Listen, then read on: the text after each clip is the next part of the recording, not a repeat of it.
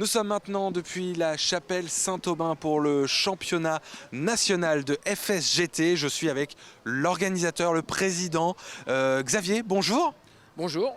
Alors, c'est la première année que ça se fait en Sarthe. Est-ce que vous pouvez nous expliquer déjà ce qu'est le FSGT? La FSGT, c'est la Fédération sportive chimique du travail, qui est née du sport ouvrier dans les CE, c'était à l'époque dans les CE. Donc aujourd'hui, c'est un peu moins vrai parce que les comités d'entreprise, ça disparaît les uns après les autres. Mais la FSGT, on est toujours présent en Sarthe avec un 350 licenciés vélo. Alors, combien y a-t-il de participants aujourd'hui à ce championnat national, il faut le dire? Aujourd'hui, il y a 380 participants de VTTistes venus de toute la France, également de la Corse, de l'Alsace, ils sont venus d'un quart, ils sont une soixantaine. Il y avait en gros 110 enfants et le reste des adultes. Voilà. Alors, comment ça s'organise un championnat comme ça? J'imagine qu'il faut s'y prendre des mois et des mois à l'avance. Bien oui, parce qu'on n'a pas eu de chance avec le Covid, c'était reculé plusieurs fois, il a fallu remonter plusieurs fois les dossiers. Un championnat comme cela, il faut compter 2 ans pour préparer un championnat comme celui-ci. D'accord.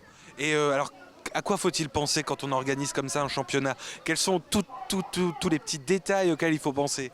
Les plus gros détails, c'est surtout, oui, il y a des petits détails, mais le plus gros détail, c'est d'aller aux subventions et puis de soutenir. Moi, je peux remercier la mairie de la Chapelle-Saint-Aubin avec ses élus, le conseil départemental et la région qui nous ont suivis sur ce projet en Sarthe pour faire connaître évidemment notre département, notre région et également le village de la Chapelle-Saint-Aubin.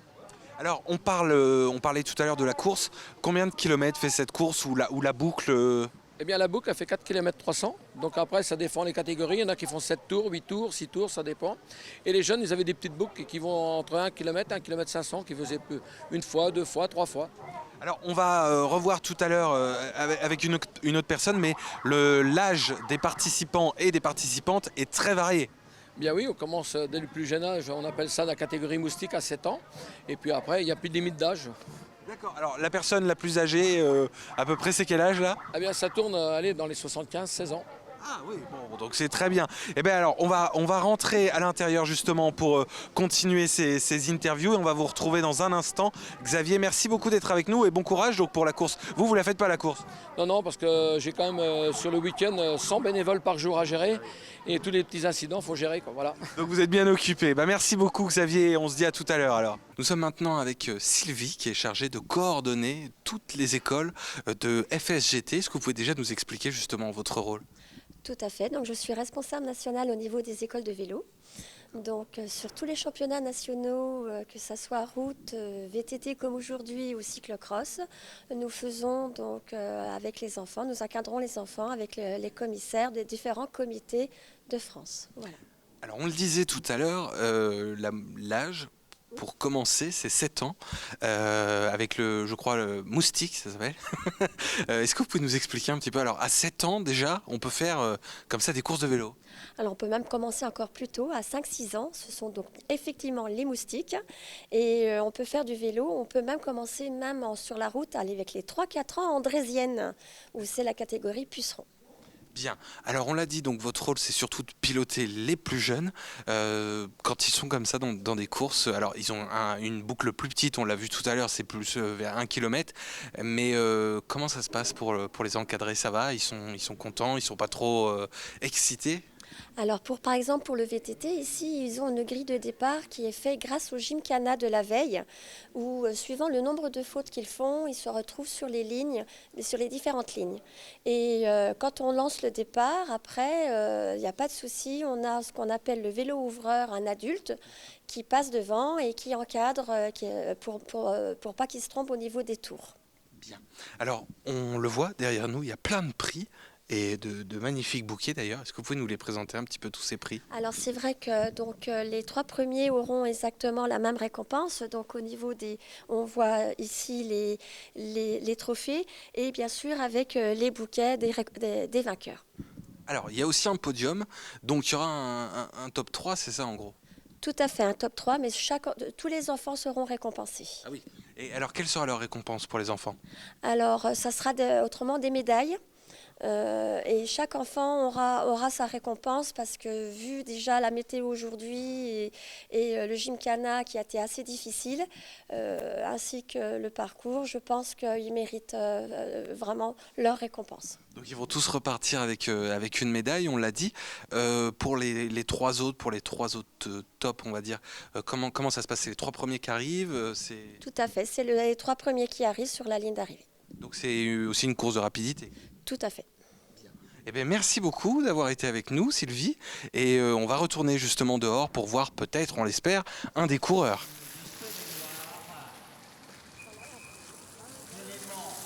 Alors on est maintenant avec Christophe Davout qui visiblement a fait la course, c'est bien ça? C'est bien ça, ouais. Donc ça s'est bien passé, vous avez fait quoi comme temps? Un petit peu plus de 2 heures, 2h06 exactement, mais avec 2 tours de moins que le premier. Donc un peu à ma place, quoi.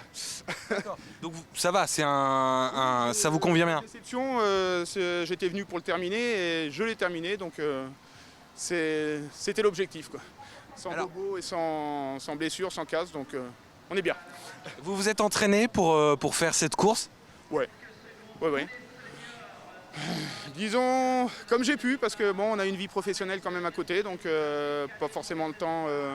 Mais ouais, en fonction des horaires, ouais. Là cette semaine ça a été 3 entraînements, la semaine dernière encore 3.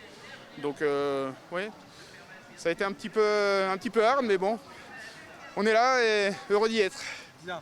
Alors on va parler un petit peu de votre vélo parce que c'est quand même aussi le clou du spectacle. Est-ce que vous pouvez nous présenter un petit peu la mécanique, tout ça? Alors on va essayer parce que je suis pas forcément un expert.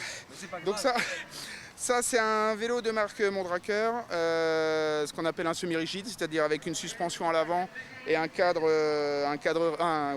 rigide. À l'inverse des tout suspendus qui ont une suspension à l'avant et un cadre avec une suspension à l'arrière qui permet d'absorber au mieux les chocs et les aléas du terrain. Donc un vélo somme toute assez léger qui fait un petit peu moins de 10 kg. Aujourd'hui on l'a alourdi un peu avec la boue, donc on doit être à peu près à 15 kg. Un vélo en carbone avec un monoplateau ici, voilà, un seul plateau, et des cassettes de 12 vitesses derrière qui permettent des développements assez faciles. Donc là aujourd'hui c'est dans un état pitoyable, mais on fait avec. Voilà, le premier a fait, donc nous on fait aussi avec. Il n'y a pas de raison, quoi. Quelle est la prochaine course maintenant là, que vous allez faire? Là maintenant, peut-être éventuellement un cyclocross, mais je ne suis pas encore trop chaud. Sinon, ça va signer la fin de la saison et une petite période de repos jusqu'au début de l'année prochaine, quoi. Avec un petit peu d'entraînement encore, histoire de garder la main, mais moins qu'en saison normale. Eh ben, écoutez, merci beaucoup d'avoir été avec nous. Bon courage pour la suite.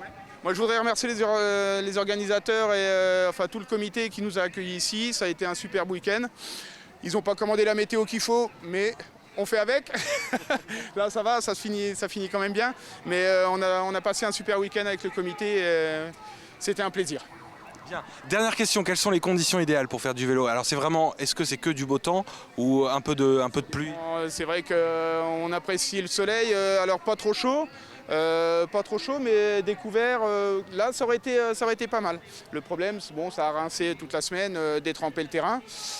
Forcément, on fait avec, hein, du premier au dernier, on supporte.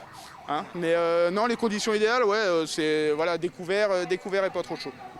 Merci beaucoup, bon courage à vous. Merci, à bientôt peut-être. Au revoir. Nous sommes maintenant avec Joël Jarosset qui est donc l'adjoint notamment au sport à la ville de La Chapelle-Saint-Aubin. C'est une ville très sportive, La Chapelle-Saint-Aubin. Oui, on a une association qui s'appelle l'ASCA qui a 1600 adhérents et on avait postulé pour la ville la plus sportive de Pays de Loire et on a été élu il y a 2 ans. Et d'ailleurs, leur trophée, on doit leur rapporter à Carquefou pour de nouveau. Mais nous n'avions pas le droit de postuler, on postulera qu'en 2 ans. Bien.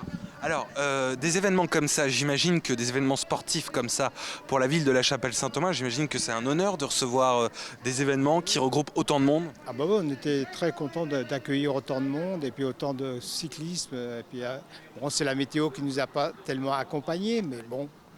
Ça, on va pas... Oui, on est très fiers de pouvoir accueillir des compétitions de ce niveau-là, surtout nationales. Voilà. C'est ça, c'est une compétition nationale, il faut bien le redire, c'est un championnat national. Non, on est très fiers. Alors, c'est pas le seul événement sportif, il y aura d'autres événements sportifs dans la ville. Vous pouvez nous en dire quelques mots justement? Eh ben, il y aura la course Sarthe-Pays de Loire le 8 avril. Là, bon, c'est pareil, c'est sur un niveau un peu national et c'est une course qui a lieu, qu'on a reportée depuis 2 ans. Là, c'est vrai, dû au Covid, mais cette année, ça y est, on pense que c'est derrière nous et la course aura lieu. On est en train de faire les premières réunions pour repartir. Alors, donc il y a cette course en avril, est-ce qu'il y a d'autres événements encore de prévus? Non, à ce niveau-là, non. On a appelé les compétitions de que ce soit de toutes les associations sportives, oui, mais c'est à notre niveau plus bas. Bien. Eh bien, merci beaucoup d'avoir été avec nous et puis bon courage pour la suite alors. Allez, 700 mètres. Et voilà, notre infiltré du dimanche ici touche bientôt à sa fin. Juste avant de se quitter, quelques mots quand même, puisqu'on a vu la course, mais forcément, il y a aussi les récompenses. On les a vues un petit peu tout à l'heure. Il y a une soirée conviviale, il y aura une Marseillaise. Dites-nous tout. Eh bien donc, chaque catégorie sera récompensée avec un maillot bleu, blanc, rouge. Et à la suite de ces récompenses, de ce maillot tricolore, la Marseillaise sera jouée par le Banda Suzanne. Et après, on finira par une soirée conviviale avec plusieurs musiques festives pour récompenser aussi tous les bénévoles qui ont voué ce week-end pour aménager tout ce circuit encadré. On a quand même compté sur le week-end plus de 200 bénévoles. Et sans eux, on ne pourrait rien organiser. Je les remercie encore énormément. Bien, donc effectivement, 200 bénévoles, c'est énorme et bravo à eux, bravo à vous aussi pour cet événement. Donc on l'a dit, une Marseillaise. Quand est-ce qu'on va revoir un championnat comme ça dans la Sarthe? Question piège? Question piège, le VTT, aujourd'hui c'est pas l'heure du jour, mais là on s'engage maintenant vers un championnat de contre-la-montre par équipe et individuel, certainement en 2023. Bien, donc rendez-vous en 2023 pour ce nouveau championnat, c'est ça? Tout à fait. Et Voilà. ce sera où? Bon, ça sera à limite de la Sarthe, ça sera à Saint-Georges-sur-Erve certainement. Bon, on va décider, on va contrôler, voir le circuit avec la fédération si ça convient. Mais bon, Saint-Georges-sur-Erve c'est presque la Sarthe. Oui, c'est pas très loin. Bon bah très bien. Eh bien, en tout cas, merci beaucoup à vous. Bonne continuation, bon courage pour la suite. Eh bien, merci à vous d'être venus nous rencontrer sur le domaine de Saint-Christophe à la Chapelle-Saint-Aubin. C'était avec plaisir. Un dernier mot. Et surtout que là, on finit par un rayon de soleil. Oui. Voilà. C'est un bon point. Bon point. Merci à vous, messieurs. Bon courage pour la suite. Et voilà donc pour le championnat national de FSGT depuis la Chapelle-Saint-Aubin. Et maintenant, on va à l'Arche de la Nature. A tout de suite.